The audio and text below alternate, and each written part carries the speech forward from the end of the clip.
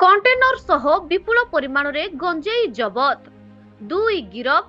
सुबलाया police को बड़ सफलता। सुबलाया पुलिस को मिली सफलता। कंटेन रे विपुल परिमाण रे गंजेई चोरा चालन बेले सुबलाया पुलिस को हाबुड़ारे पड़ी गंजेई सह दुई बेपारी को गिरफ करिछि पुलिस।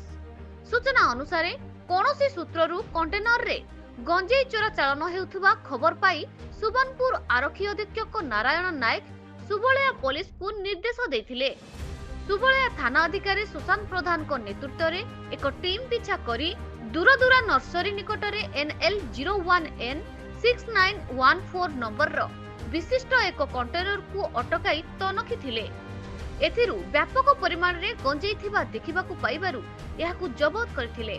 एहा सहित गंजेई चोरा चालन करथुबा ड्राइवर और अन्य जने युवकन को धरिथिले।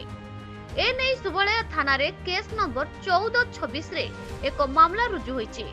एहा सहित गंजेई चालन करुथुबा अभियोग रे बिहार रो भोजपुर जिला साहापुर थाना अंतर्गत सुना भरोसा ग्रामर शिवधर यादव को पुओ अनिल यादव बयस 28 वर्ष एवं झारखंड रो धानबाद थाना झरिया ग्रामर गजाधर महल को पुओ बिनु मलहार बयस 35 वर्ष तांकु गिरफ करी अधिक तदंत जारी रखिछन्ते।